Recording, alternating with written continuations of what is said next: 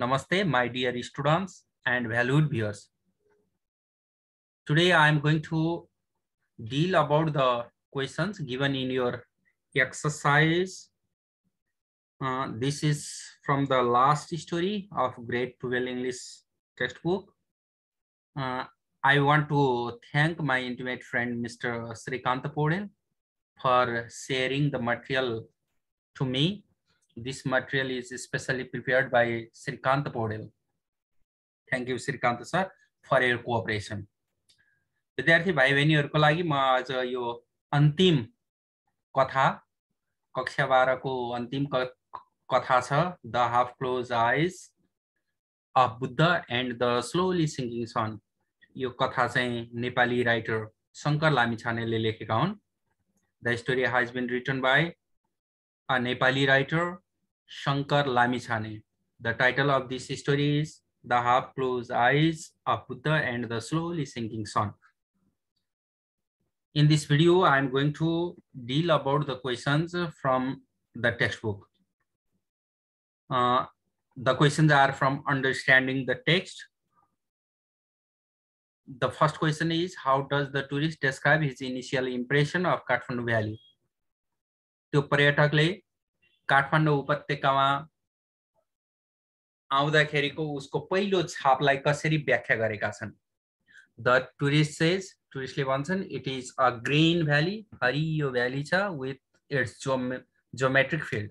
यसको geometric fieldहरु छन्, ज्यामितीय आकारका बारीहरु भएको ग्रीन भ्यालीको रूपमा चित्रित गरेका छन् उनले भनेका छन्। Its earthen houses of red, yellow and white, माटोले बनेका घरहरु रातो, पहेँलो र सेतो। The scent of soil and mountains is in the air, माटोको र पहाडको बासना चाहिँ हावामा छ। And there is an age-old peacefulness in the atmosphere. There is an age-old peacefulness in the atmosphere. वातावरणमा धेरै पुरानो किसिमको शान्ति छ। He describes Kathmandu Valley in this way. This is his first impression. Then the second question is, according to the tourist, why is the West indebted to the East? त्यो tourist को अनुसार, पर्यटक को अनुसार किन पूर्वीयहरुसँग पश्चिमीहरु ऋणी छन्? The West is indebted to the East as the East has given the West the Purans, images of brass and ornaments of ivory, manuscripts of palm leaves, and inscription on copper plate, as well as a civilization. The West is indebted to the East. पश्चिमीहरु पूर्वीयसँग ऋणी छन्। As the East has given the West, किनकि पूर्वीयहरुले पश्चिमलाई दिएका छन्। Purans, images of brass, पित्तलका मूर्तिहरु, and ornaments of ivory, हाडका गहनाहरु, manuscripts of palm leaves मा भएको पाण्डुलिपिहरु, and inscription on copper plate र copper plate मा भएका लेखहरु, as well as a civilization र नागरिक विकासका कुराहरु उनीहरुले दिएका छन्। This third question, C, how does the tourist interpret the gaze of monks and nuns? Monks र nun का त्यो भिक्षुहरुका हेराइलाई टुरिस्टले कसरी व्याख्या गरेका छन्, कसरी अनुवाद गरेका छन्? The tourist calls it the सम्यक गेज। यसलाई पर्यटकले सम्यक गेजका रूपमा मानेका छन्। That we cannot meet, जुन हामीले भेट्न सक्दैनौं। It is perception, यो ग्रहण गर्ने कुरा हो। Pure, एकदम शुद्ध, and without contamination, कुनै पनि मिश्रण नभएको। Sight that perceives everything in its true form, जसले चाहिँ प्रत्येक चीजलाई सत्य रूपमा ग्रहण गर्छ। Then next question, D, why do the tourists think Nepali people are wonderful and exceptional? किन पर्यटकले सोचेका छन् कि नेपाली मान्छेहरु आश्चर्य लाग्दा र अपवादका खालका छन्? The tourists think so टुरिस्टले यस्तो सोचेको छ, so yes they live in a house like a temple, किनकि उनीहरू मन्दिर जस्तो घरमा बस्छन्, but they are unaware of its beauty, तर उनीहरू यसको सुन्दरताबाट अनअवेयर छन्, अनभिज्ञ छन्, एन्ड इट्स इन्चान्टमेन्ट, र यसको मोहबाट। इन दिज वुडन इमेजेस, ती काठका मूर्तिहरूमा, देयर आर मल्टिफेरियस, त्यहाँ विविध किसिमका अर्नामेन्ट्स एन्ड स्टाइल्स, गहनाहरू र विभिन्न शैलीहरू छन्, with the flowing music of a chisel, र चिसेलको छिनोको लगातार बगिरहेको म्युजिक सुन्न सकिन्छ। Then next question E, what are the different kinds of communities in Kathmandu Valley and how do they coexist with each other? विभिन्न किसिमका समुदायहरू काठमाडौँ उपत्यकाका के हुन्, and how do they coexist with each other, र एक आपसमा कसरी उनीहरू सह अस्तित्वको रूपमा रहेका छन्। It is the place so many different cultures found their home, यो त्यो ठाउँ हो जहाँ विभिन्न कल्चरका मान्छेहरूले आफ्नो घर पाउँछन्। Aryans, non Aryans, Hindus and Buddhist, आर्यनहरू, नन आर्यनहरू, हिन्दूजहरू र बुद्धिस्टहरू all came and obtained a rebirth here, सबै यहाँ आउँछन् र पुनर्जन्म प्राप्त गर्छन्। It must be the effect of soil, यो माटोको प्रभाव हुन सक्छ, that enabled all these races to flourish together, यी विभिन्न जातिहरूलाई सँगसँगै फुल्नको लागि जसले सक्षम बनाएको छ। Next question F, what does the tourist feel about the temple of Adinath, आदिनाथको मन्दिरको बारेमा त्यो पर्यटकले कस्तो अनुभूति गरेका छन्, के अनुभूति गर्छन्।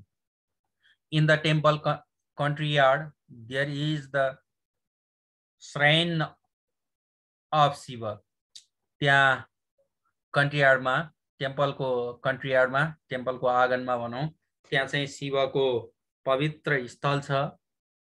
सेभरल बुद्ध इमेजेस, धेरै बुद्धका मूर्तिहरू छन्, एन्ड मेनी प्रेयर व्हील्स, र धेरै प्रार्थना गर्ने चक्काहरू छन्।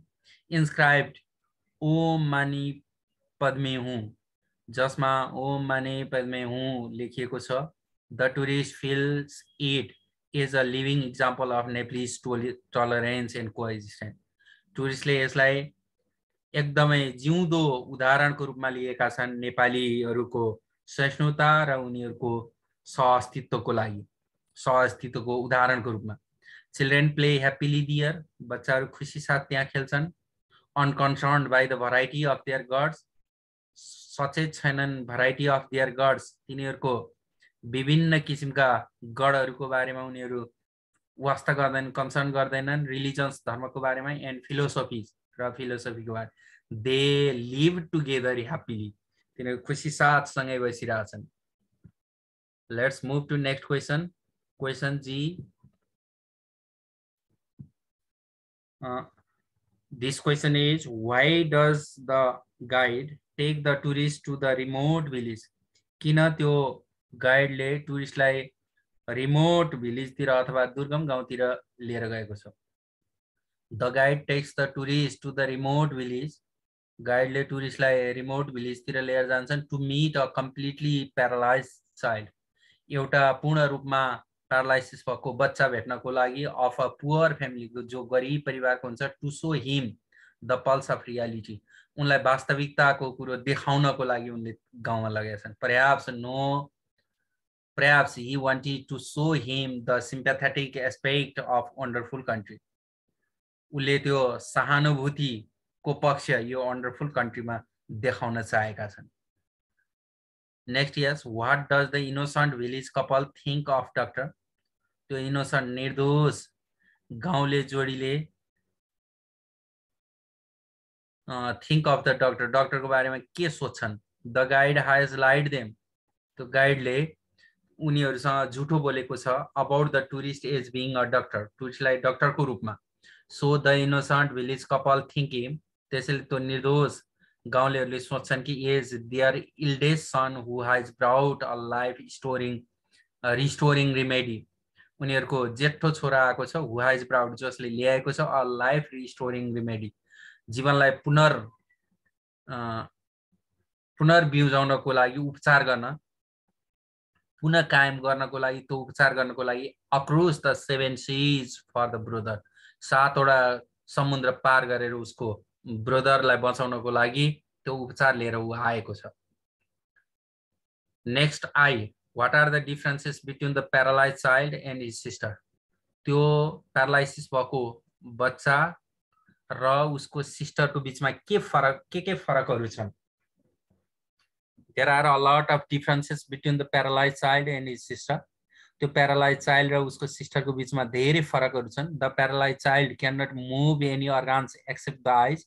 त्यो प्यारालाइज भएको चाइल्डले आँखा बाहेक शरीरको कुनै पनि अङ्ग चलाउन सक्दैन। इन कन्ट्रास्ट त्यसको विरुद्धमा his sisters whole body functions properly, जब उसको बहिनीको चाहिँ सिस्टरको चाहिँ सबै शरीरले पूर्ण काम गर्छ। सी क्यान स्पीक, उनी बोल्न सक्छिन्, क्रवल घस्रिन सक्छिन्, एन्ड प्ले र खेल्न सक्छिन्। नेक्स्ट क्वेसन जे, why does the guide show the instances of poverty to the tourist? किन गाइडले त्यो टुरिस्टलाई गरिबीको उदाहरणहरू देखाएका छन्? The tourist talks about the beautiful scenery and सम्यक गेज।